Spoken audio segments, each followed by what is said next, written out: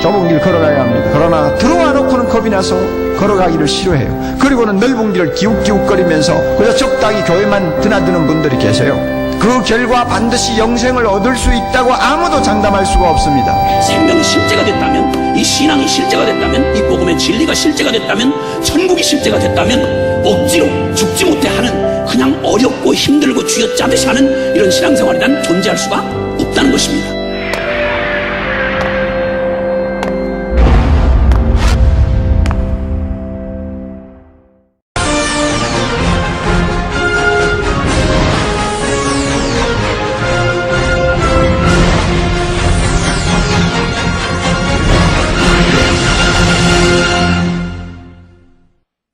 반갑습니다.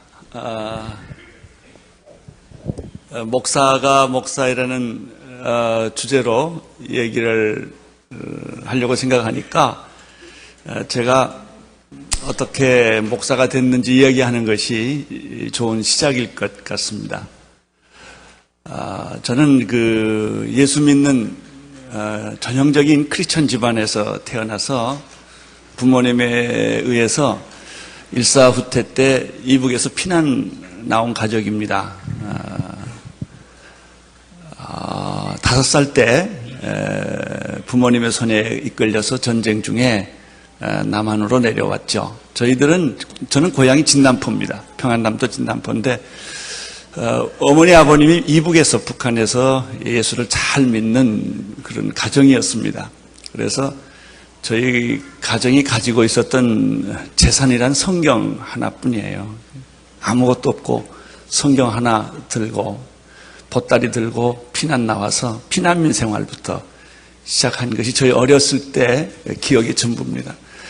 그래서 전쟁 중이기 때문에 부모님들은 의지할 분은 하나님밖에 없어요. 저희들은 인천을 거쳐서 전라남도 목포라는 곳에 선교사님 집 처마 밑에서 살았습니다. 먹을 것이 없어서 어머니는 보따리 장사를 했고 또 아버님도 막노동을 하고 저희 형님도 그랬고 저도 그랬고 다 피난 사실은 그랬죠. 구호물자 가지고 살았고 배급받고 살았고 그렇지만은 그 어렸을 때 저희의 기억에 남는 것 중에 하나는 부모님이 철저하게 신앙생활을 했다는 거죠. 아침 저녁 2번 예배 드렸고 성경 중심으로 가정 예배를 꼭 드렸고 제가 대학교 갈 때까지 그런 아주 철저한 신앙생활하는 부모님 밑에서 신앙 훈련 받았던 것이 오늘 저를 만드는 굉장히 눈에 안 보이는 중요한 원동력이 아닌가 생각합니다. 저희 아버님은 하루에 5시간씩 기도하시는 분이셨어요. 매일 기도가 직업이었습니다. 제가 아무리 지금 목사가 돼서 기도해도 우리 아버지 수준을 못 따라갑니다. 또 저희 어머니는 그 산동네 어촌에서 라면 들고 사탕 들고 산동네 다니면서 귀신 쫓고 또 전도하는 그런 분이셨습니다. 그래서 저희 어머니는 기도하셨고 특별히 가난한 달동네 이런 데를 다니시면서 평생을 전도하셨던 분이고 저희 또 아버님은 어떻게 말년에 더욱더 기도를 많이 하시는 분이셨어요. 그래서 목포에서 서울까지 기차 타고 저를 만나러 오시면요. 기차 탔다고 그러면은 그냥 서울 올 때까지 밥만 먹고 화장실 가고는 기도만 하세요. 그게 아주 유명한 얘기입니다. 그리고 저희 부모님들은 교회를 참 사랑하셔서 서울에 올라오실 때는 꼭 교회를 가서 기도하고 떠나시고 서울에서 목포로 돌아오면 집으로 안 가고 교회 가서 기도하고 목포로 집으로 가셨어요. 이런 것들이 제가 무의식적으로 제 신앙을 만드는데 굉장히 큰 밑거름이 되지 않았나 이렇게 생각을 합니다. 저에게 그렇지만 그런 신앙적인 배경을 가졌지만 제가 예수 만난 경험은 없어요. 그냥 교회를 다녔죠.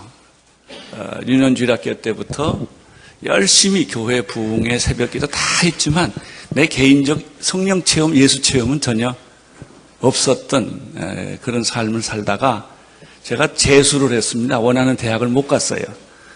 재수를 2번이나 했는데 사실 저는 의사가 되고 싶었어요. 제가 이광수 또 이런 분들한테 영향을 많이 받아가지고 농촌운동을 하고 싶었고 의사가 돼서 시골로 가는 그런 그 환상을 많이 가지고 어렸을 때 살았는데 결국 그것이 꿈이 깨지고 그때 하나님이 저를 찾아왔어요. 그때 제가 만난 분이 지금 남서울교에 있는 홍정길 목사님이고 그리고 CCC였습니다. 김중건 목사님을 만나게 되었고 그때부터 7년 동안 전 학생운동에 헌신을 하면서 예수를 알게 됐고 복음을 체험하게 됐고 성령을 체험하게 됐어요. 그리고 평생 저는 복음 전도자로 살기로 약속을 하나님께 했습니다. 그때 제가 대학 때 예수에 아주 미쳐 있을 때 성령 체험을 하고 예수에 미치고 정말 그렇게 살 때 제가 한번 꺾였습니다. 왜냐하면 폐병에 걸려가지고 학교를 휴학하게 됐습니다. 이제 그것이 저의 병 이력의 시작입니다.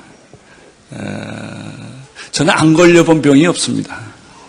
뭐 연병도 걸려보고, 뭐 폐병도 걸려보고, 뭐 온갖 머리끝부터 발끝까지 병이라 그러면 아주 제가 거의 모든 병을 다 섭렵했다시피 그런 병 치료를 한 목사입니다.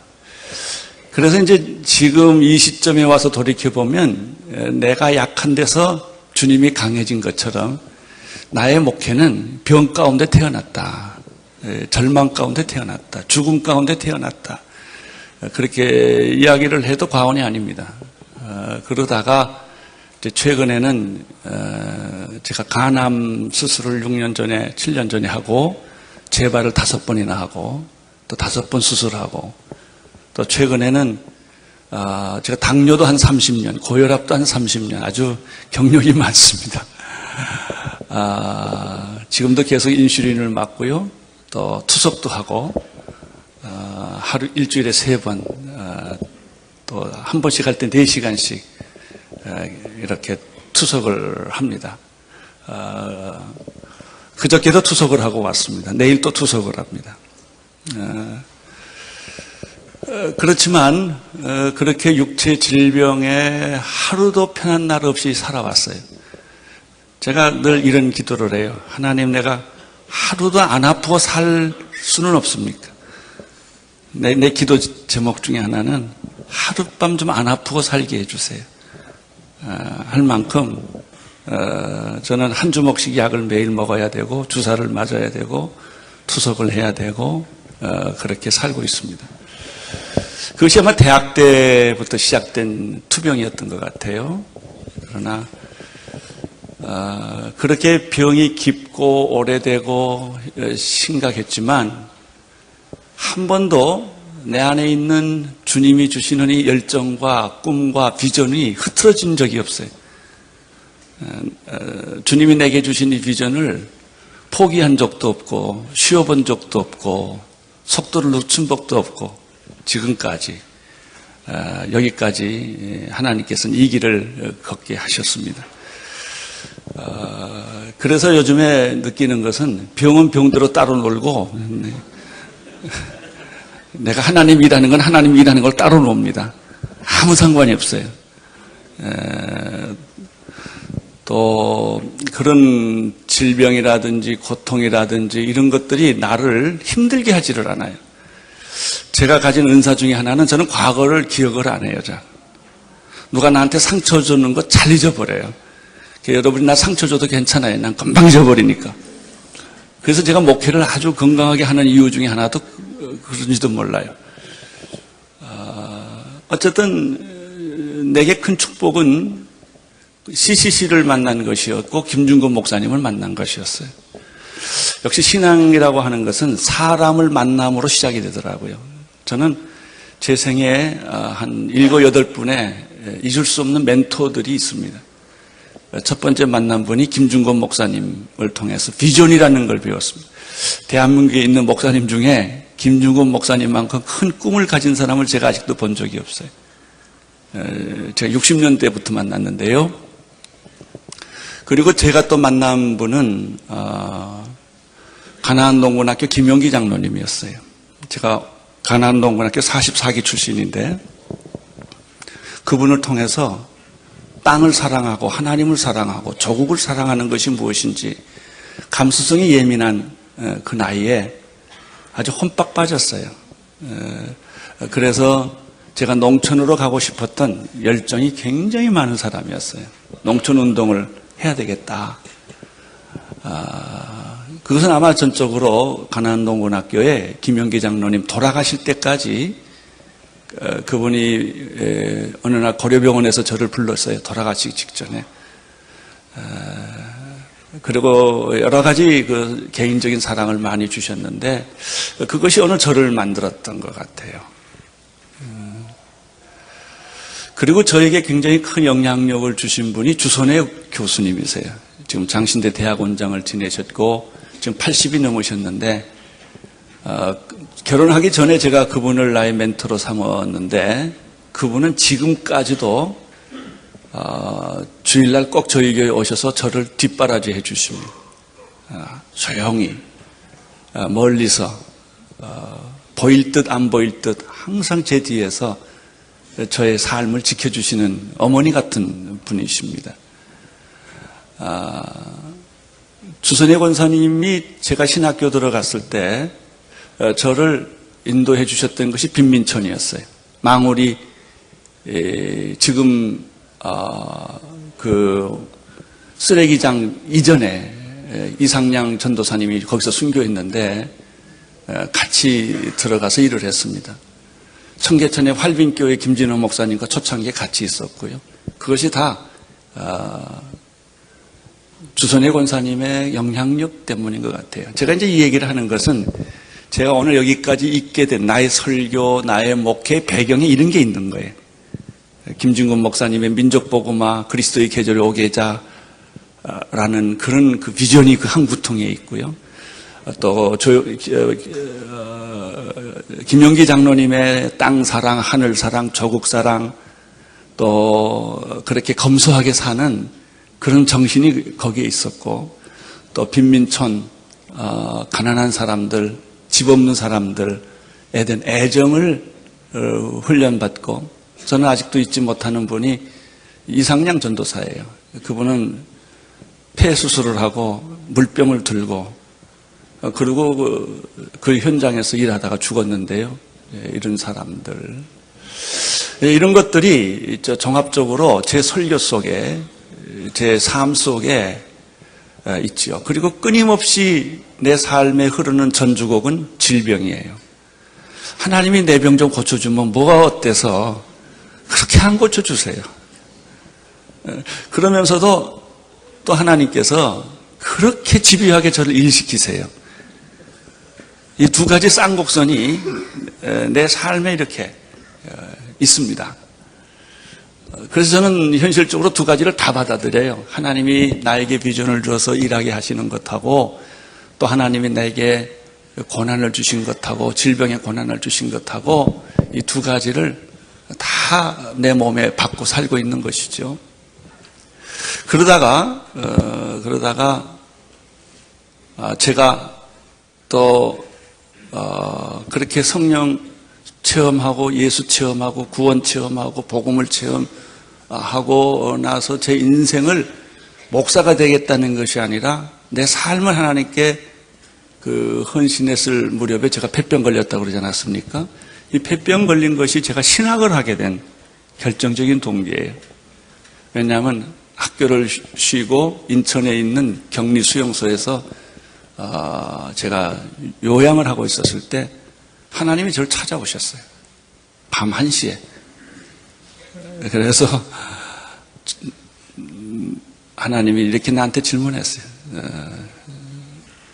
너 나한테 헌신하지 않겠냐. 그래서 저는 그 말을 잘 믿을 수가 없었어요. 그런데 그 다음날 우리 어머님이 먼 시골에서 갑자기 찾아왔어요. 오시자마자 절면회에서 하시는 말씀이, 야, 너 목사 안 될래? 이러더라고요. 그래서 왜 그러세요? 어제 하나님이 나한테 그러셨다? 저한테 오신 거하고 우리 어머니한테 오신 거하고 딱 들어맞으신 거예요. 그때부터 제가, 하나님이 나를 부르시나 보다. 이제 그 병 중에. 그리고 저를 폐병 걸리게 해서 학교를 쉬고 요양원에 있게 한 것은 하나님이 저를 단독면회 하신 거예요. 제가 이제 그런 걸 경험한 거예요. 여러 가지 일을 다 스톱시키고 공부도 스톱시키고 한 지역에 6개월 동안 집어넣고 하나님이 저를 만나시는 그런 영적 경험을 제가 하게 된 거예요. 제가 그때 그 병원에서 요양원에서 열심히 읽은 책이 파스칼의 빵세예요. 아주 정독을 했습니다. 성경처럼 읽었어요. 쭉 읽으면서 그때 책을 많이 읽고 성경을 많이 읽고 성경을 통독하게 됐고 또 책도 많이 읽게 되고 그런 아주 좋은 영적 경험을 했습니다. 이제 그러다가 저는 그 CCC에서 자란 걸 굉장히 영광스럽게 생각하는데 그 이유는 CCC는 들어가면서부터 전도 훈련을 시켜요. 사형리, 10스텝 이런 건 다 저희들이 번역하고 저희들이 만든 교재입니다. 저희 때. 트랜스퍼러블 컨셉이나 이런 거 전부 다 저희들 손에 만들었어요. 거의 다 암기하다시피 합니다. 저는 어디를 가나 이 전도하는 훈련이 돼 있어요. 누구를 만나든지 어떤 상황이 가든지 저는 목사가 아니고 전도사가 아니었지만 대학생 때부터 성경을 가르쳤어요. 사도행전 창세기는 제 전공이었어요. 로마서는. 그것이 지금 목사가 돼서도 굉장히 중요한 자양. 신학교에서 배운 건 별로 없어요. 이건 무슨 얘기냐면 별로 없다는 얘기는 그건 지식을 배웠어요. 내 영적인 도전은 전부 그때 배운 거예요. 그때. 물론 신학교 가서 히브리어, 헬라어, 교회사, 조직신학 다 했죠. 그러나 진짜 나의 영적인 체험은 그 이전에 한 거예요. 그래서 저는 신학교를 가게 됐고 가자마자 하나님이 저에게 이상한 데로 끌고 갔어요. 그게 연예인들이에요. 곽규석 씨를 만나게 한 거예요.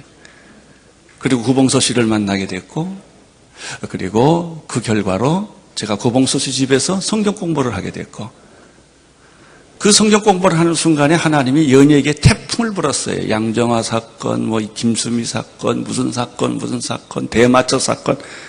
그래서 연예인들이 전부 다 출연 정지당하고 감옥에 들어가고 이런 일들을 생기면서 그분들이 다 나한테로 오기 시작했어요.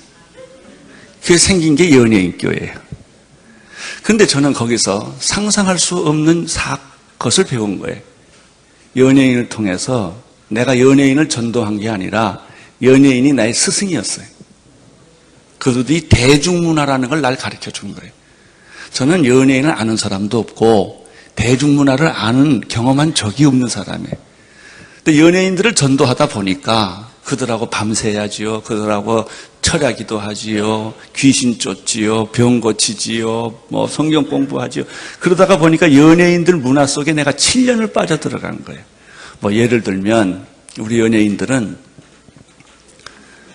밤을 살고 새벽은 못 살아요. 밤만 되면 눈이 말똥말똥해지세요. 왜냐하면 다 밤일을 하니까. 그러면 밤에 1시, 2시에 술 먹고 전화를 해요. 상담하자고.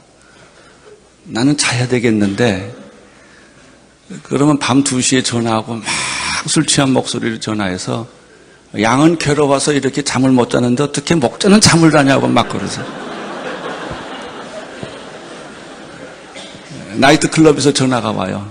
술 다 먹고 그냥 토하고 난리치면 가서 어보고 그런 일을 제가 7년을 했어요. 그러면서 인간을 배우게 됐어요. 인간을. 제가 연예인 교회를 끝나고 일반 목회를 가니까 장난하는 것 같더라고요. 너무 심심해요. 그리고 뭐가 이렇게 힘드냐고 목회가 힘들다고 그러는데 도저히 이해가 안 돼요. 연예인을 겪어보니까. 한번 혼들 나봐야 돼요. 저는 연예인들을 겪으면서 가지각색의 사람들을 만나기 시작을 했어요. 그리고 거기서 영화, 드라마, 뮤지컬, 공연 이런 것들을 그때 겪었어요. 제가 거기서 생각을 해보니까 맞춤 전도를 거기서 배웠더라고요. 연예인들은 특수한 사람들이에요. 설교도 보통 설교하면 안 돼요. 연예인에 맞는 설교를 해야 돼요. 연예인에 맞는 음악을 해야 돼요. 연예인에게 맞는 코드를 잡아야 돼요. 저는 한 번도 경험이 없기 때문에 그분들을 전도하기 위해서는 창의적인 아주 굉장한 노력을 하지 않으면 이걸 할 수가 없는 거예요. 또 연예인들은 얼마나 그 질투와 시기와 모함이 많은지 몰라요.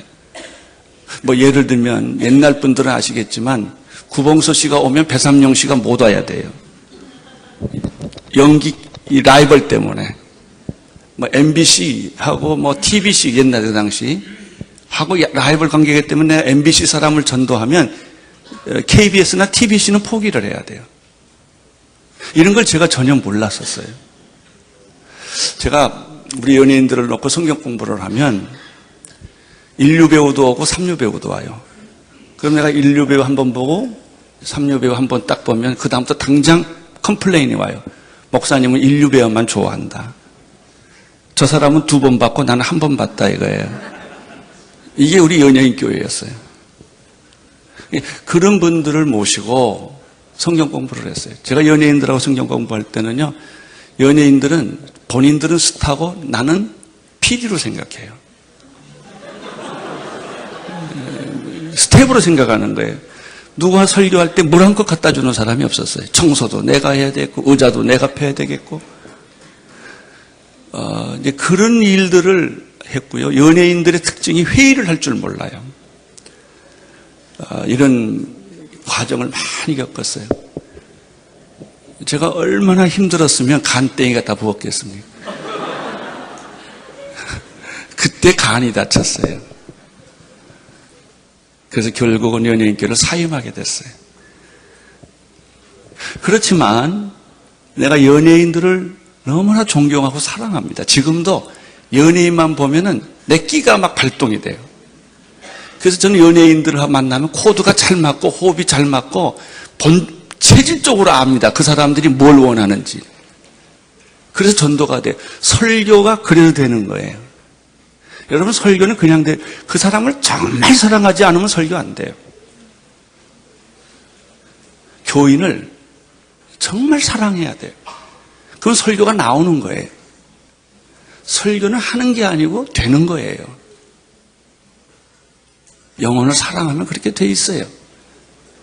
그래서 수많은 사람들이 왔어요. 윤복희 씨, 남진 씨, 고은아 씨, 기라상 같은 연예인이 그 당시에 다 하나님이 이렇게 불러주셨어요. 그분들하고 신앙생활을 하게 됐죠. 어떤 그 결과 간을 다쳤어요. 그래서 또 목회를 그만둬야 됐어요. 저를 주례해 주셨던 분이 한경진 목사님이신데 제가 교회를 떠날 때 어떻게 하면 좋겠냐고 물었어요. 한경진 목사님이 그러시더라고요. 그냥 떠나라고. 내가 미국에 있을 때 폐병에 걸려서 피를 토하였다고 그러시더라고요. 그러나 그 사건 때문에 내가 오늘 영락교회에서 목회를 할 수 있었다고 얘기를 하시더라고요. 하나님이 새 길을 가게 하니까 다 잊어버리고 떠나라고 그러시더라고요. 그래서 제가 영국을 가게 됐어요. 간병 때문에. 제가 영국에 가서요, 도착하자마자 하루에 12시간씩 잤어요. 얼마나 피곤했던지. 하루 종일 잔 걸 3달을 잤어요. 3달을. 그렇게 지쳐 있었어요, 제가. 연예인 교회를 통해서 돌이켜보니까 그분들이 내 선생님이셨어요. 그분들이 나에게 대중문화를 가르쳐 주었고 앞으로 목회를 할 때 가장 중요한 이 문화 코드를 7년 동안 날 가르쳐 준 거예요. 음악, 조명. 제가 그 당시에 한 게 말이죠. 창으로 예배를 드렸어요. 안 해본 게 없습니다. 제가 뮤지컬 해봤지요. 뭐 코미디도 해봤지요. 뭐 그다음에 그 당시 국악하는 사람 안비치 씨라든지 뭐 이런 사람들 다 모셔다가 지금 뭐 이제 사람들이 하지만 저는 60년대 70년대 그걸 다 했어요. 그 당시에는 그게 우리나라에서는 최초로 한 것이었고 아무도 하지 않는 거였어. 내가 따져보니까 그 당시에 빌 하이벨스가 미국에서 극장 빌려가지고 예배 드린 게 내가 연예인기 시작한 거하고 딱 맞더라고요, 날짜. 둘이서. 그 양반은 거기서 그런 걸 했고 나는 여기서 연예인들 중심으로 했고요.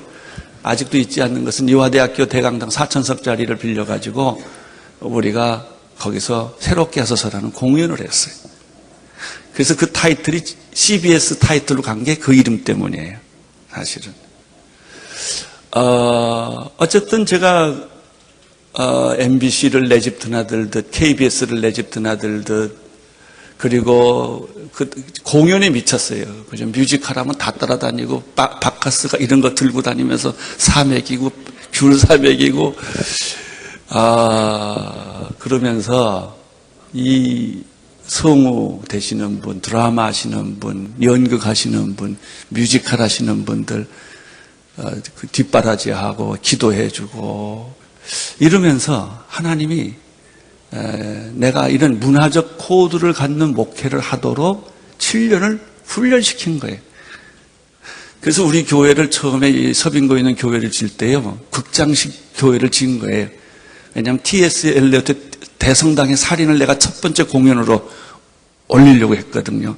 그래서 저는 마나탄에 가서도요, 리버사이드 처치에 있는 극장도 다 가서 보고 그 당시 표재순 신이 여러분들하고 이런 작업을 한 거예요. 근데 그 당시 저처럼 교회를 그렇게 생각하는 목사님이 거의 없었어요. 그래서 그때부터 제가 생각한 게 잡지, 책, 그 당시 이어령 씨의 문학사상, 한창기 씨의 뿌리 깊은 나무. 그러나 기독교의 잡지 문화는 삼류예요. 너무 디자인 수준이 그냥 형편이 없는 거예요, 기독교가. 세상의 수준은 너무나 올라가 있는데 게임이 안 돼요, 이게. 그래서 그때부터 제가 잡지를 만들기 시작하고 문화에 관심을 갖기 시작하고 기독교의 수준을 올리려고 했었던 거예요. 처음 빛과 소금 나왔을 때 그래서 센세이션을 일으킨 거예요. 왜냐하면 어떤 목회자도 그런 생각을 하지를 않았기 때문에. 저는 그리고 영국을 갔어요. 영국을 갔는데 한 사람이 기다리고 있었어요. 존 스타트 목사님이세요. 저는 그분을 영국에서 만난 것은 내 생의 큰 축복이라고 생각해요. 그분은 나에게 세계관을 가르쳐 주었어요. 저는 웩이라는 선교단체에서 이재한 목사님하고 1년 동안 훈련을 받았어요. 거기에서 저는 세계 선교라는 현장을 보게 됐어요. 그리고 OMF라든지 웩이라든지 위클립이라든지 이런 유수한 세계적인 선교단체의 거목들을 만나기 시작했어요. 데니스 레인을 만나기 시작했고, 이분들을 만나면서 제 세계관이 달라지고 교회에 대한 관점이 달라지고, 특별히 영국에 가서 저는 굉장한 많은 변화를 겪었어요. 왜냐하면 전통적인 한국교회 우리 신학교식 한국 전통적인 교회식 예배만 드렸던 내가 거기에 들어가서 첫 예배부터 쇼크를 먹었어요. 제가 옥스퍼드에 있는 올데이즈 처치에 가서 예배를 드리니까 거기가 마이클 그린이라는 유명한 학자가 설교를 하고 있었는데 앵그리칸이죠. 거기 갔더니 드럼이 한가운데 있어요. 머리 허연 할아버지가 드럼을 쳐요. 아니 어떻게 교회에서 드럼을 치나. 그러니까 그게 한국에서 전통적인 교육을 받던 나는 굉장히 충격을 받은 거예요. 그때 경배와 찬양을 처음 봤어요. 찬송가만 부르던 내가 워십송을 부르는 걸 처음 보고요. 존 스타트 목사님 교회 가니까 워십 댄스를 하더라고요. 아니 교회에서 저렇게 발가벗고 춤을 추면 되나? 뭐 이런 거. 혼돈스러워요. 또 갔더니요. 존 스타트 목사님이나 이런 좋은 내가 좋아하는 교회를 가봤더니 축도를 목사님이 안 하고 교인들이 서로 축도하더라고요. 왜 이거 있잖아요. 이렇게 고린도 후서 13장 13절. 우리는 전도사도 못하잖아요. 근데 거기는 교인들끼리 하더라고요. 그래서 제가 생각을 많이 바꾸기 시작을 했어요. 예배에 대해서, 성만찬에 대해서, 선교에 대해서. 제가 런던 바이블 칼리지에서 공부를 했는데요. 거기에 많은 진짜 학자들, 선교사들 이런 분들을 만나면서부터 복음주의 신학이 무언가를 다시 보기 시작한 거예요. 복음주의 신학. 영국이라는 나라는 특별히 독일하고 가깝기 때문에 독일의 자유주의 신학, 폼 크리티시즘, 프로테스, 무슨 리덕션 크리티시즘 이런 게 많지만 그게 우리 한국은 흔들리더라고요. 신학교에서. 문서설이니 뭐니 해가지고 우리 신학교에서는 막 흔들리는데 영국의 복음주의 신학교는 절대 안 흔들려요. 그거 가지고 눈 하나 깜짝을 안 해요. 와, 이렇게 이 사람들이 학문적으로 아주 자신만만하구나. 처음으로 저는 그걸 본 거예요. 거기서 공부를 하고 훈련을 받고 그러면서 존 스타트라는 분을 만나서 목회적인 제가 훈련을 받았는데 그분한테 배운 게 뭐냐면 컨템포러리 이슈들이에요. 낙태 문제, 공해 문제, 환경 문제, 그 다음에 노조 문제. 우리 이런 걸 신학교에서 하나도 안 가르쳐 줬거든요. 그 복음주의 신학교에서 복음주의 신학을 가진 사람들이 어떻게 이 뉴로시스를 다룰 것이며 정신병을 다룰 것이며 어떻게 노조를 다룰 것이며 어떻게 경제 문제, 정치 문제에 대해서 어떻게 어프로치를 할 것인가 이런 컨템포러리 이슈들에 대해서 세큘러리제이션에 대해서 어떻게 할 것인가 제가 런던 인스티튜트에서 공부를 하면서 이런 것들을 하나님이 가르치게 하고 좋은 학자들을 많이 만나게 해 주셨어요. 제가 이렇게 말씀을 드리는 거는 이런 요소들이 어느 서울에 와서 제가 온누리교회를 하면서 목회하게 될 때 하나님께서 준비시켰던 과정이었어요. 마지막으로 제가 만난 사람이 진 그리암이라는 분이세요. 그 사람은 침례교 목사였어요. 내가 훈련받았던 오액이라는 선교단체 밑에 제랄드 크로스 쪽에 골든히 베프티스트 처치라는 거 있었는데 나는 영국에서 그런 교회 처음 봤어요. 지붕이 떠나가려도 찬송을 해요. 그 교회는 너무 사람이 많은 거예요. 사람이 들어가지를 못해 꽉 차 있어요. 아니 영국에도 그런 교회가 있더라고요. 이 사람이 설교를 하면 50분씩 설교를 해요. 예배 순서가 달라요. 예배 시작 거기는 뭐 성가대 이런 거 없어요. 시작하자마자 설교부터 들어가요. 시편 낭독하고 설교 들어가요. 설교 끝나면 청중들이 다 흥분을 해요. 펄쩍펄쩍 뛰어요. 귀신들이 나가다 뭐 설교 도중에 사람이 넘어지기도 하고 제가 그런 성령의 역사를 이렇게 보면서 하영희 선교사를 그래서 내가 끌고 온 거예요. 그래서 거기서 경배와 찬양운동이 시작이 돼요. 아, 성령운동이 이런 거구나. 그리고 성령운동에 대해서 나에게 가르쳐준 게 YM이었어요. 영국이었고. 그래서 복음주의적 성령운동, 인격적 성령운동, 선교가 기초된 성령운동이 어떤 것인가를 거기서 하나님이 저에게 경험시켰던 것이죠. 온누리교회는 이런 요소들이 합성된 교회입니다. 제가 교회를 시작하기 전에 하나님 제가 어떤 교회를 하면 좋습니까? 저는 영국에서 이민교회도 해봤어요. 그렇지만 서울에 돌아올 무렵에 주님 내가 어떤 교회를 하면 좋습니까? 저는 서울에서 하도 혼이 나서 몇 가지 혼자 생각한 게 있어요. 서울에서 목회 안 하겠다. 첫째. 웬 서울에는 내 친구들도 많고 기라성 같은 교회가 있는데 꼭 내가 해야 될 이유가 별로 없어요. 지방에 가서 한번 목회를 해보고 싶었어요. 두 번째, 내가 교회를 하면 내 손으로 교회 안 짓겠습니다. 그랬어요. 왜냐면 교회 짓다 너무 혼이 나가지고. 그런데 그런 생각은 하나님은 아주 기분 나쁘게 생각하시더라고요. 그래가지고 서울에서 연락 왔어요. 동부 이천동 서빙고에 이만한 땅이 있는데 나보고 목회를 안 하겠냐고 그러더라고요. 난 다 걸리는 거예요. 서울이지요. 내가 또 집 줘야지요. 안 하겠다고 그랬어요. 1년 동안 계속 연락이 왔어요. 하든지 안 하든지 결정하래요. 그래서 기도를 했어요. 아내랑 어떻게 하면 좋을까요? 나를 설득할 수가 없어요. 근데 기도하던 어느 날 내 마음속에 이런 생각이 들더라고요. The church. 교파의 교회도 아니고 교단의 교회도 아니고 사도행전적 교회가 2000년 전에 있다면 2000년이 지난 이후에도 그런 교회는 존재하지 말라는 법이 있냐. 그런 생각을 하는 순간에 내 마음속에 어떤 비전이 생기냐면 그렇다. 2000년 전에 사도행전적 교회 같은 교회가 서울에 다시 생길 수만 있다면 주님 내가 한번 헌신하겠습니다.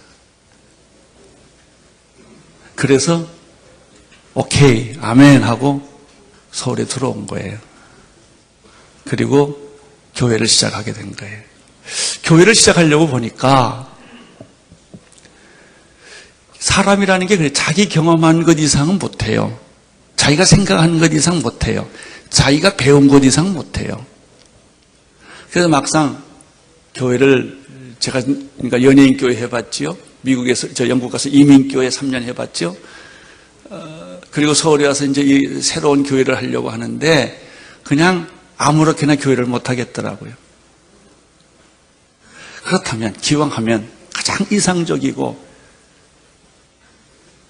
가장 주님이 원하는 교회를 교파와 교단과 이 세상의 조건과 상관없이 그런 초대교회 같은 교회를 한번 해보고 싶은 욕심이 생기더라고요.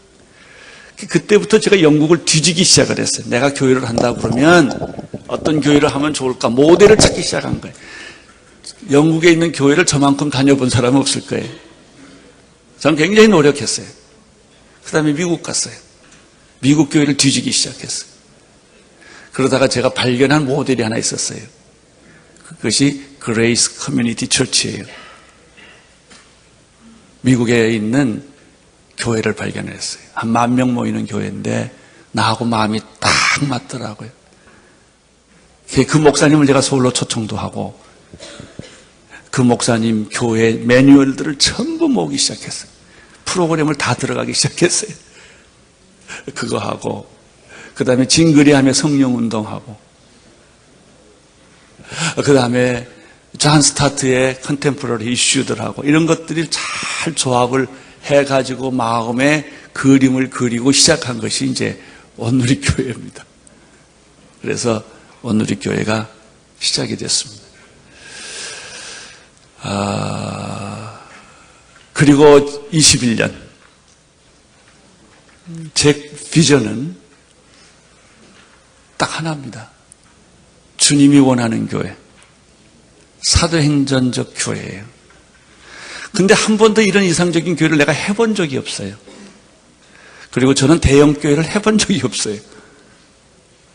매일매일이 새로워요. 저희가 초창기 시작할 때부터 지금까지 한 번도 옷이 맞은 적이 없어요. 너무 교회가 21년 동안 이 자리에 올 때까지 끊임없이 교회가 커졌기 때문에 뭘 만들어 놓으면 틀리고 만들어 놓으면 틀리고 그리고 지금까지 가졌던 개념을 가지고 정리를 해보면 맞는 게 하나도 없어요.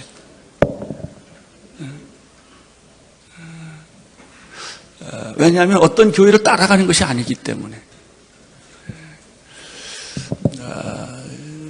그래서 제가 지금 돌이켜 생각해 보면 제 온누리교회의 모델이 그럼 어디 있느냐. 영국에서 성령운동하는 분, 미국에서 말씀운동하는 분 몇 교회들을 모델로 삼았지만 제가 이 온누리교회를 만들면서 가진 모델은 사도행전이에요. 사도행전. 이 사도행전의 교회를 따라가자. 이 10가지 특성이 있더라고요. 10가지. 그 10가지 특성이 온누리교회입니다. 저는 교단에 있고 교파 안에 있고 그렇지만 그 원칙에 따라가지를 안 하고 저는 사도행전이 내 모토예요. 내 방법이고 내 목회고 내 스피릿이고 내 방향이고 내 꿈이에요. 저는 그것을 어디 가서든지 얘기를 합니다. 누구한테든지 얘기를 합니다. 만약에 우리가 사도행전적 교회를 재생만 할 수 있다면 나는 하나님이 가장 기뻐하는 교회라고 믿어요. 그 예 중에 하나가 예를 들면 사도행전의 교회의 10가지 특징 중에 9번째가 뭐냐면 선교하는 공동체예요. 사도행전 13장부터요. 안디옥 교회가 나오지 않습니까? 사도행전 전부 28장이죠. 선교는 13장부터 시작돼요. 사도행전 사건을 전체로 놓고 보면 반이 선교입니다. 1차 전도, 2차 전도, 3차 전도예요. 결론, 모든 교회는 교회가 하는 활동의 거의 반 이상은 선교해야 돼요. 선교에 돈을 투자하고 선교에 헌신을 하고 선교를 위해서 일을 해야 돼요. 예를 들면 제가 사도행전 설교를 제일 많이 했는데 사도행전 13장 설교할 때 교인들한테 이렇게 얘기했어요. 우리가 사도행전 13장 할 때는 선교사를 파송합시다. 첫째, 교회 시작할 때 교회가 제 월급 안 줬어요. 집도 안 줬어요. 그냥 했어요. 여러분 고생한 것만큼 저도 고생 다 했어요. 저는요, 당회하다 멱살도 접혀봤어요. 그런 건 다 누구든지 하는 거예요, 그거 다. 그거 가지고 고생했다 그런 거 아니에요. 여러분 정말 목회하시는 분들은요, 다 누구든지 그런 과정을 다 겪는 거예요. 그런데 이제 제가 13장을 설교할 때 우리가 이날은 성경대로 선교사를 파송합시다. 그래서 김우정 선교사님, 한정국 선교사님을 파송하게 됐어요. 너무 좋았어요. 성경대로 이루어졌다. 그랬더니 교인이 한 분이 날 찾아왔어요. 근데 목사님 그 적용이 다릅니다. 그래서 왜 선교사 파송하지 않았냐 그랬더니 담임 목사가 떠났습니다. 이러더라고요.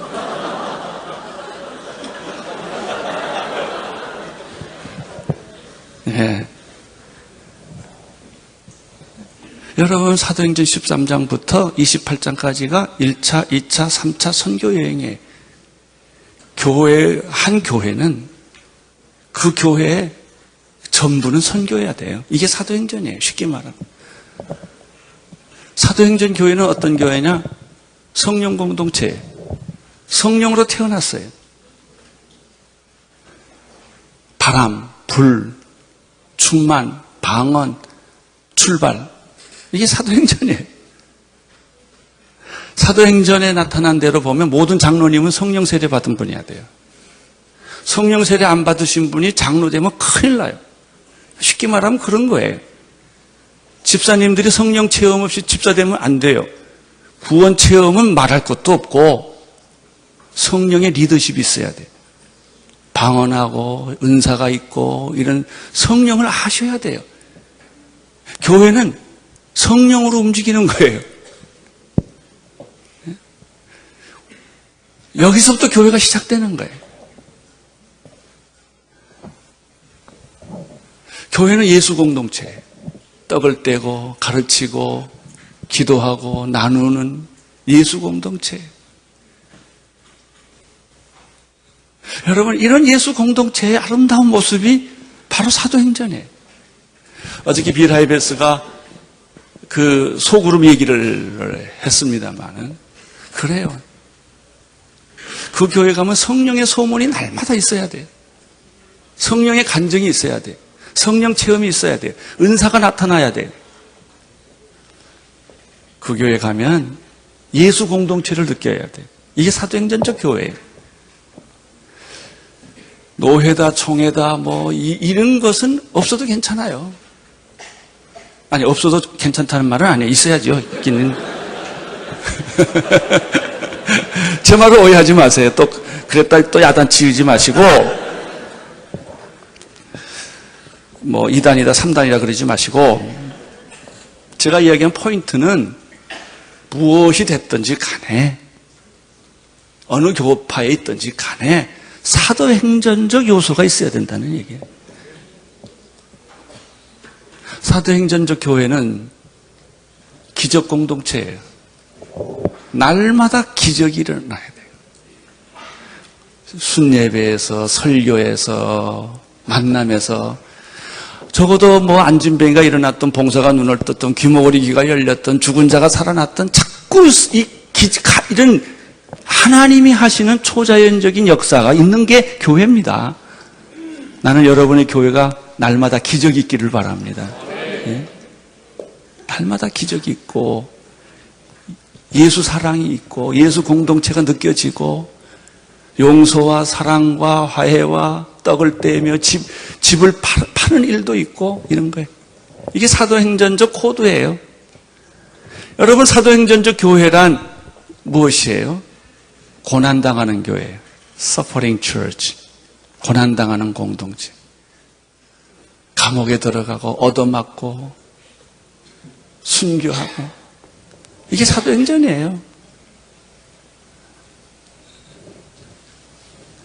복음을 전하다가 고난을 겪는 것. 이것이 사도행전의 특징이에요. 사도행전의 교회의 특징이 뭐냐? 5장에 들어가면 거룩한 공동체, 순결한 공동체예요. 이게 아나니와 삽비라 사건이에요. 교회를 하나님 원하는 것은 숫자를 원하지 않고 거룩을 원하세요. 정직을 원하세요. 순결을 원하세요. 순결한 리더십, 거룩한 리더십. 이것이 사도행전이에요. 사도행전 공동체는 어떤 공동체냐? 리더십 공동체예요. 7 집사를 선택한 거 사건 기억하시죠? 예. 사도와 집사들과의 드림팀. 평신도 리더십을 인정하는 공동체. 목회자 중심의 교회가 아니고 평신도들이 날개치는 독수리처럼 날아가는 그런 공동체. 평신도들은 스타고 목사는 코치고. 여러분, 농구 게임에서 감독이 나가서 게임하는 거 봤어요? 아니, 감독은 감독 위치에 있어야 되고 스타들은 스타 위치에 있어야 되는데, 교인과 목회자가 이런 드림팀을 만들어서 세상을 변화시키는 거예요. 목사는요, 세상을 변화시키는 주역이 아니에요. 우리는 세상을 잘 몰라요. 여러분이나 나나 하루 종일 살아도 예수 안 믿는 사람 만날 방법이 없는 사람들이에요. 다 예수 믿는 사람한테 포위당하고 살아요. 하루 종일, 1년 12달. 그러나 평신도들은 그렇지 않아요. 다 예수 안 믿는 사람들을 만나고 살아요. 누가 세상을 변화시키겠습니까? 우리가 아니라고요. 평신도들이에요. 교인들이에요. 교인들을 훈련시켜서 그분들을 주인공으로 만들어줘야 돼요. 직장에서, 세상에서, 이 사회에서 그들이 영향력을 미칠 수 있는 능력 있는 평신도로 만들어주게 하는 것이 목회자의 역할이라고요. 우리가 교회를 말할 때 좀 부끄러운 말이 있어요. 아무가무 목사님의 교회라고 말하는 거예요. 예, 큰 교회, 훌륭한 교회는 그 목사님이 유명해요. 교인이 유명하다는 얘기가 별로 없어요. 아니에요. 그 교인이 유명해야 됩니다. 그 평신도들이 세상에서 영향력을 미치는 사람이 많이 있는 교회가 좋은 교회입니다. 이 사도행전이에요. 스테반, 빌립, 이런 사람들. 사도행전적 교회는 어떤 교회냐? 궁극적으로 순교하는 교회예요. 7장. 스테반 순교하잖아요. 저희 교회도 생긴 지 20년 만에 여러 사람 죽었어요. 지금도 그분을 생각하면 제 눈에 눈물이 나요. 최근에도, 이번 주 안에도 한 선교사가 암으로 죽었어요. 우리 온누리 동산에 묻혔죠. 복음을 전하다가 선교지에서 교통사고로 죽고 암으로 죽고, 터키에서는 우리 선교사 자녀가 죽고, 중국에서는 선교사 부인이 죽고, 죽는 거예요. 목회는 뭐냐? 장난하는 거 아니에요. 소풍 가는 거 아니에요. 죽으러 가는 거예요. 우리의 문제가 뭐냐? 죽기로 결정 안 한 거예요. 여러분, 죽기로 결정하면 배고픈 게 뭐가 문제되고 병든 게 뭐가 문제가 되고 수모를 당하는 게 뭐가 문제입니까? 힘들다는 게 도대체 뭐예요? 힘들다는 게 뭐예요? 뭐가 힘들어요? 예수님 생각하면 힘든 거 아무것도 없어요. 이제 여러분 힘들다는 소리 좀 그만하세요. 피곤하다, 힘들다, 지쳤다. 그건 우리 언어 아니에요. 당연한 겁니다. 사도행전적인 관점에서 보면 당연한 겁니다. 버림받고 쫓겨나가고 강의 위험과 신의 위험과 도적의 위험과 살 소망까지 끊어지고 마음의 사형 선고를 받는 것, 그게 목회죠. 그리고도 우리는 자랑할 게 없는 거예요. 그게 목회자의 길이고 선교사의 길이고, 그거 하려고 영광스럽게 이 길을 오지 않았습니까? 여기까지 와서 불평할 거 없잖아요.